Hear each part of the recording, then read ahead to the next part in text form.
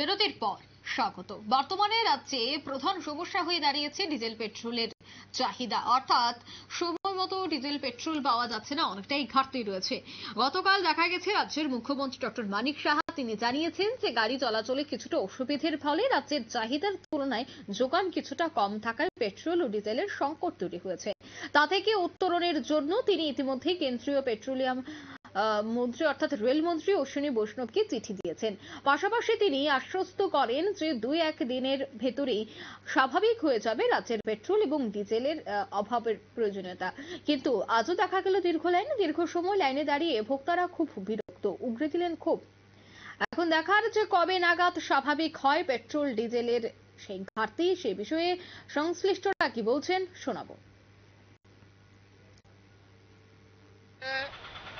সারাদিন দাঁড়াইয়া লাস্টের দিকে এইখানে আমরা গেলাম পরে ব্যাকুইরা ওই লাল বাহাদুর গেছে আপনার লাইন বাইরে হচ্ছে পার হওয়ার পরেও দেখা গেছে আমরা লাস্ট পর্যন্ত আবার ব্যাকুইরা যাওয়ার লাগবে তেল ভাই।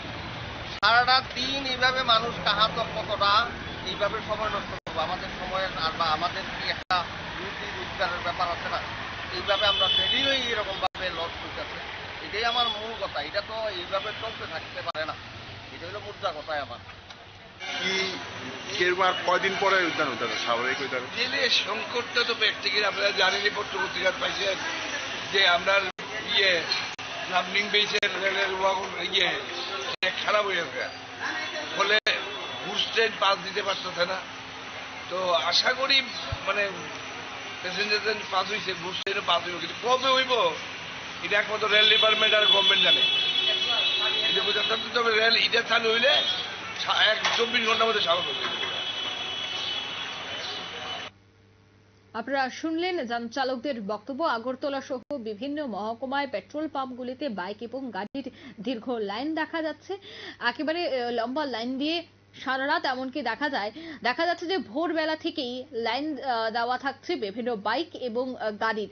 কিন্তু রাজ্যের মুখ্যমন্ত্রী তিনি আশ্বাস দিয়েছেন যে আগামী কয়েকদিন বা আজ বিকেলের মধ্যেই পরিস্থিতি স্বাভাবিক হবে। নিয়ে নিচ্ছে ছোট্ট একটি বিজ্ঞাপন বিরতি, সঙ্গে থাকুন।